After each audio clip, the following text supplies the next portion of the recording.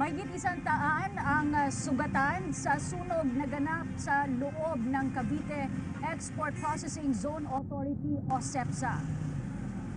Batay sa inisyal na ulat, aabot na sa bilyong-bilyong piso ang halaga ng pinsala sa naturang sunog. Ralph, patuloy naman ang investigasyon ng mga otoridad sa nasabing insidente, ngunit tiniyak ng lokal na pamahalaan ang kanilang pagbibigay ng tulong at ayuda sa mga biktima ng sunog. Narito ang ulat. Dalawang plant supervisor na Hapon ang kabilang sa 126 na sugatan sa malakihang sunog na tumupok sa isang building sa factory compound ng House Technology Industries o HTI sa Cavite. 4 sa mga sugatan ang kritikal, 3 pa ang nawawala. Hindi naman matiyak ng mga otoridad kung may namatay sa sunog hanggat hindi pa naidedeklara ng Bureau of Fire Protection ang fire out at hindi pa napapasok ang factory. Hindi pa siya napapasok kasi nag-collapse yung ibang walls papasok. Tapos we want to make sure that we can lessen, baka mamaya yung fireman na may injure, kaya iniiwasan. So we're trying to really put out the fire completely para mapasok na siya. Base sa inisyal na investigasyon, bandang 6:00 ng gabi kahapon nang magsimula ang sunog sa unang palapag ng isa sa mga building sa compound. Ito daw ay dulot ng pagsabog mula sa isa sa makina na mabilis na kumalat dahil sa combustible materials tulad ng kahoy at ibang kemikal.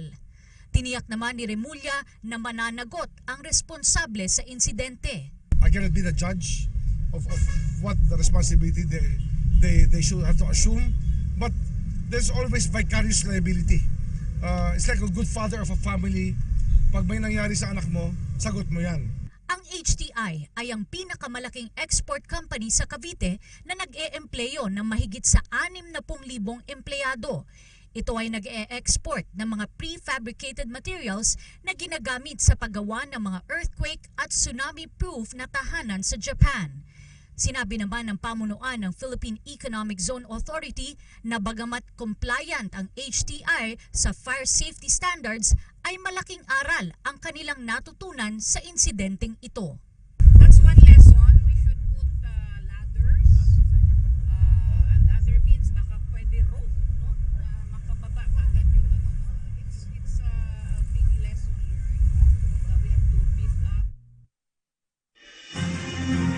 At makikita mo ang likuran na patuloy pa rin na nagliliyab itong building na factory dito sa compound nga ng HTI at patuloy pa rin ang pagdating ng mga bumbero para maapula ang sunog. 24 oras na, Ralph, ang sunog na ito at inaasahan naman o they are hoping na sana nga ay sa lalong madaling panahon ay maapulanan ng tuluyan ang sunog. Samantala may update lang ako sa mga datos, no, as of 5:45 ngayong hapon, mula sa 3 ay isa na lang ang officially missing. Ito ay ayon kay Cavite Governor Remulla, ngunit paglilinaw niya, no, meron pang 20 mga empleyado nung factory na sa ngayon ay unaccounted for, ngunit hindi pa officially missing. Paliwanag niya, nangyari kasi ang sunog nung change shift ng mga empleyado, kaya't 20 dun sa mga ito ay nag-time in, ngunit hindi nakapag-time out, pero wala naman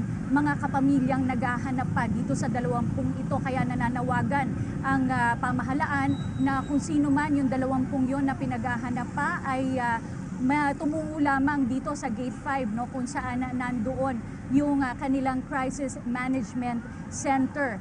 At ayon pa rin kay Remulla, nakipag-ugnayan na sa kanya ang tanggapan ni Executive Secretary Salvador Medaldea para tutukan ang investigasyon sa naturang insidente. Bumuo na nga ng Crisis Management Committee ang lokal na pamahalaan ng Cavite at tinataya namang hindi bababa sa 10 bilyong piso ang halaga ng natupok na apoy.